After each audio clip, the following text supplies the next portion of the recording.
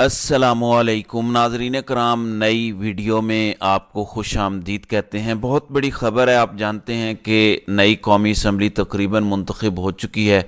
اس نے حلف لینا ہے اور حلف لینے کے فوراً بعد جو 2-3 کام ہونے ہیں ان میں ایک امپورٹنٹ کام صدر کا انتخاب ہے، پھر اس کے علاوہ سینٹ کا الیکشن ہے۔ اب یہ کر کیا رہے ہیں؟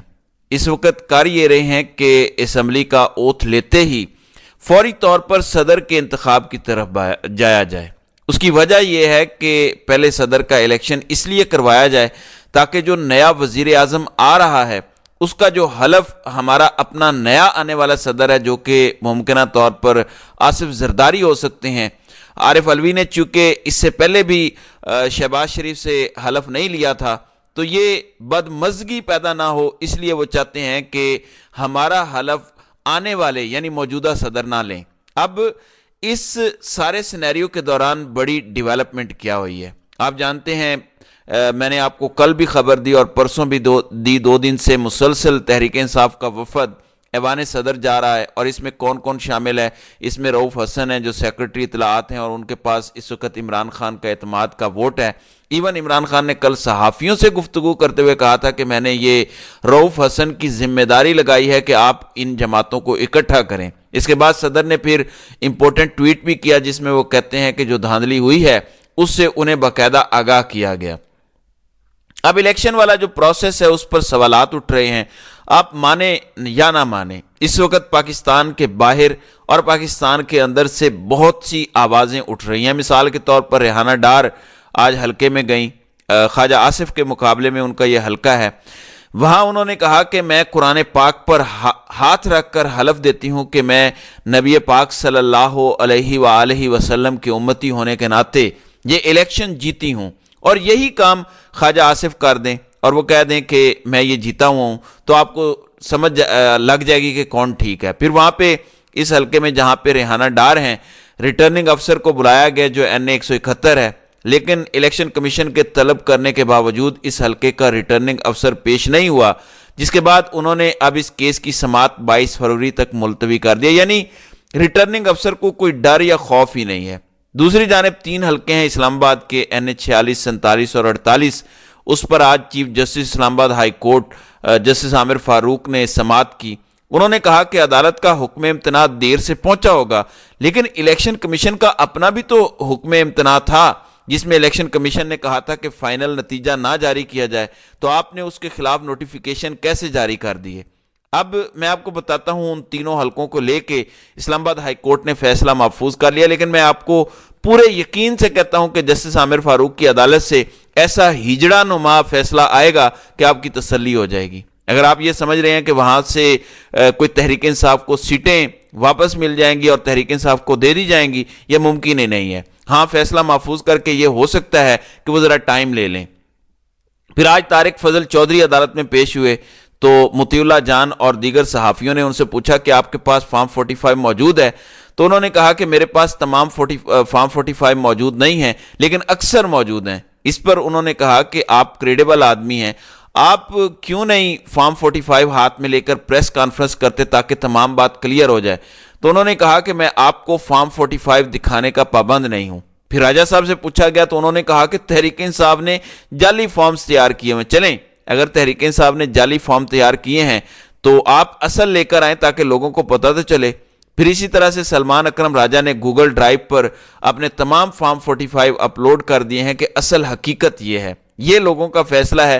اب بعد میں آپ تبدیلیاں کرتے رہیں، بعد میں لوگوں کا مینڈیٹ کسی کی بھی جھولی میں ڈال دیں تو وہ آپ کی مرضی ہے، زیادہ اس کو کوئی تبدیل نہیں کر سکتا۔ اس قسم کی صورتحال لاہور میں بھی علی اعجاز بھٹر کی ہے جو فارم 45 کے مطابق علیم خان کے مقابلے میں جیت چکے تھے، لیکن ظاہر ہے پاکستان میں جیت وہی سکتا ہے جو پولنگ سٹیشن نہ جیتے بلکہ جو RO کے بند کمرے میں جیتے۔ اور RO کے ساتھ کیا ہو رہا ہے؟ بڑی عجیب و غریب سی خبریں آ رہی ہیں، کہیں پر کوئی ویڈیو آتی ہے، کوئی رات کو جو ہے وہ RO آفس میں اچانک داخل ہو جاتا ہے، کبھی تھیلے گم ہونے کی خبریں آتی ہیں، بہت کچھ چل رہا ہے، اس کو بھی مینج کرنے کی کوشش کی جا رہی ہے۔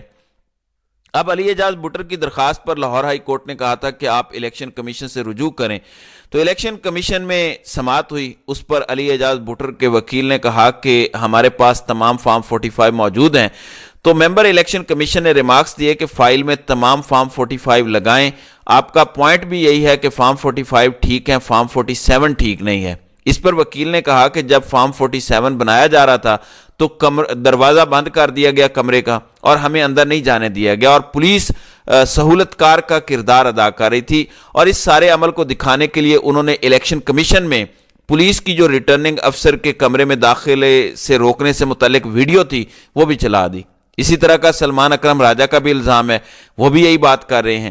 اب ایک جانب یہ مناظر ہیں، یہ سب کچھ چل رہا ہے، دوسری جانب ڈاکٹر یاسمین راشد بھی آج بولی ہیں انسداد دہشت گردی عدالت میں، اور انہوں نے کہا کہ میں نون لیگ کو کہنا چاہتی ہوں کہ کچھ شرم ہوتی ہے، کچھ حیا ہوتی ہے. پہلے آپ نے لوگوں کا پیسہ لوٹا، اب مینڈیٹ لوٹنا چاہتے ہیں. عوام نے اپنا فیصلہ سنا دیا ہے اور قوم نے ووٹ کو عزت دی ہے. ساتھ ہی انہوں نے تحریک انصاف کے امیدواروں کو خبردار کیا کہ اگر آپ نے عمران خان کے نام پر لینے والا ووٹ بیچا تو قوم آپ کو معاف نہیں کرے گی. دوسری جانب میں نے آپ کو بتایا تھا کہ صدر صاحب کے سامنے یہ سارے مطالبات رکھے گئے، ملاقاتیں ہوئیں. کل بھی ممکنہ طور پر دعویٰ کیا گیا کہ ایک ملاقات ہوئی. ایک تو ایوان صدر میں اس سے پہلے ملاقات ہوئی جس کی ایوان صدر نے خود تصویر بھی جاری کی اور اس کا اعلامیہ بھی جاری کیا. اب پس پردہ کیا چل رہا ہے؟ جیسے میں نے بتایا کہ یہ چاہتے ہیں کہ فوراً صدر کو ریموو کیا جائے اور آصف زرداری کو وہاں انسٹال کیا جائے اور اسی سے اوتھ دلوایا جائے. اب آپ جانتے ہیں کہ پاکستان کے کانسٹیٹیوشن کے اندر ایک پاور ٹو پارڈن کا قانون ہے، جس کا مطلب ہے کہ صدر کو کسی بھی شخص کی سزا معاف کرنے کا اختیار ہے. آج اس سلسلے میں ایک بڑی خبر آئی ہے. بابر اعوان نے آج گفتگو کی. وہ کہتے ہیں کہ سوال ہی پیدا نہیں ہوتا کہ کوئی سمجھوتا ہو. عمران خان کا واضح پیغام ہے.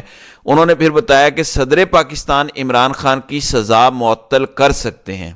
اب دیکھنا پڑے گا کہ آیا صدر صاحب کی جانب سے کوئی ایسی سمری تیار کی جا رہی ہے؟ کیا صدر صاحب جاتے جاتے یہ اعلان کرنا چاہتے ہیں؟ صدر صاحب قوم کے سامنے یہ سب کر کے جانا چاہتے ہیں؟ پھر اس کے بعد جو ہوگا وہ سب کو پتہ ہے. لیکن پہلا سوال یہ ہے کہ جو دعویٰ بابر اعوان نے کیا ہے کیا عملی طور پہ صدر کرنا بھی چاہتے ہیں یا صرف سٹنٹ بازی کر رہے ہیں یا صرف بیانات کی حد تک یہ بات ہے؟ یہ ایک ایسا قدم ہوگا جو آگ میں ہاتھ ڈالنے کے مترادف ہوگا. یہ کھلی لڑائی ہے اور اس میں اچھا خاصا پھر نقصان ہوگا. اب کیا صدر صاحب ان نتائج کو فیس کرنے یا ان کو بھگتنے کے لیے تیار ہیں؟ اس کی وجہ میں آپ کو بتا دیتا ہوں. اس وقت بھی عمران خان کے خلاف ٹیلی ویژنز اور دیگر پلیٹ فارمز پر بکواس بازی ہو رہی ہے. یہ الگ بات ہے کہ پاکستان کے لوگوں نے مینڈیٹ دے کے عمران خان کو وہاں سے واپس کھینچ لیا ہے جو یہ آگے لے کر جانے کی کوشش کر رہے تھے. ایون آج چیف جسٹس قاضی فائز عیسیٰ پوچھ رہے تھے کہ کیا وفاقی حکومت بن گئی ہے؟ کون ہے وزیر اعظم؟ دراصل قاضی صاحب کو فکر بہت ہے. اس کی وجہ یہ ہے کہ انہوں نے بلے کا نشان چھین کے پاکستان تحریک انصاف کی ریزرو سیٹیں تمام اسمبلیوں سے چھینی ہیں اور چھین کے انہوں نے پی ڈی ایم کی جھولی میں ڈالی ہیں. اب وہ اس لیے پوچھ رہے ہوں گے کہ کیا حکومت بن گئی ہے، وزیر اعظم کون ہے. وہ اس پر پریشان ہوں گے کہ وہ جو نشستیں انہوں نے نون لیگ، پیپلز پارٹی یا پی ڈی ایم کی جھولی میں ڈالی ہیں کیا وہ ان کو ملی بھی ہیں یا نہیں ملی. قاضی صاحب کو خبر ہونی چاہیے کہ ان کی محنت رائے گاں نہیں ہوئی بلکہ ان کی خواہش کے عین مطابق وہ تمام سیٹیں نون لیگ اور پیپلز پارٹی کو ہی ملتی دکھائی دے رہی ہیں. پھر ایک اور خبر آ رہی ہے، جماعت اسلامی کی جانب سے ایک بیان آیا ہے جس کا مطلب یہ ہے کہ وہ تحریک انصاف سے اب عملاً اتحاد قائم نہیں کر رہے. انہوں نے کہا کہ ہم نے قومی سطح پر اتحاد قائم کرنے کی کوشش کی لیکن ان کے مطابق پاکستان تحریک انصاف نے اپنے موقف میں تبدیلی کر لی ہے. انہوں نے سٹیٹمنٹ دی ہے کہ جماعت اسلامی کی پی ٹی آئی سے اتحاد کے حوالے سے مشاورت مکمل ہو چکی ہے. جماعت اسلامی نے طے کیا تھا کہ قومی سطح پر تحریک انصاف سے اشتراک کے عمل قومی مفاد میں ہوگا، لیکن تحریک انصاف نے اپنے موقف میں تبدیلی کی ہے. وہ کے پی کے میں بھی جس سے چاہے اپنے معاملات طے کر لے، جماعت اسلامی کو خوشی ہوگی. اب ہوا یہ ہے، ان کا خیال تھا کہ قومی اسمبلی اور صوبائی اسمبلی ہر جگہ پہ تحریک انصاف ان سے اتحاد کرے گی، لیکن تحریک انصاف نے چونکہ صرف ان کو خیبر پختونخوا کے حوالے سے کہا تھا تو شاید اسی لیے یہ سب ہوا ہے. دوسری جانب بلے کے حوالے سے خبر آ رہی ہے اب آگے سینٹ کا الیکشن ہے اور سینٹ کے الیکشن میں بھی اگر تحریک انصاف کے لوگ آزاد حیثیت میں ہوئے تو پرابلم ہو جائے گی. جہاں تک قوم کی بات ہے، قوم نے تو نشان کو بودر نہیں کیا، انہوں نے تو پاکستان میں تمام سائنس کو الٹا دیا. انہوں نے ثابت کیا کہ انتخابی نشان بھی ان کے لیے معنی نہیں رکھتا، کوئی امیدوار بھی معنی نہیں رکھتا، ان کا ووٹ صرف اور صرف عمران خان کے لیے ہے. اب بیرسٹر گوہر نے اس پر بات کی ہے، جبکہ علی ظفر نے بھی بات کی ہے کہ 1 ہفتے سے 10 دن کے اندر اندر ہمارے انٹرا پارٹی الیکشنز ہو جائیں گے اور الیکشن کمیشن کو ہمارے انٹرا پارٹی الیکشن تسلیم کرنا ہوں گے۔ اس کا مطلب یہ ہے کہ اگلی اسمبلی کے حلف اٹھانے سے پہلے تحریک انصاف یہ عمل مکمل کرنا چاہتی ہے تاکہ ریزرو سیٹیں ان کی پوری ہو جائیں۔ اب عمران خان نے پہلے کہا تھا الیکشن کرواؤ، پھر انہوں نے روک دیا کہ آپ پہلے جنرل الیکشن کو مکمل کریں، انٹرا پارٹی الیکشن بعد میں مکمل کریں۔ اب عمران خان نے دوبارہ کہا ہے کہ جتنی جلدی ہو انٹرا پارٹی الیکشن کروائیں، کیونکہ اگر وہ الیکشن کروا لیں گے تو اس کا انہیں فائدہ ہوگا، اور وہ تمام طاقتیں جنہوں نے یہ سب کیا ہے ان کو امبیرسمنٹ بھی ہوگی، اور یہ آخری اتمام حجت ہوگا پی ٹی آئی کی جانب سے۔ تو ناظرین کرام، آپ کی اس ویڈیو کے حوالے سے کیا رائے ہے؟ آپ اپنی رائے کا اظہار کامنٹ سیکشن میں ضرور کیجیے گا۔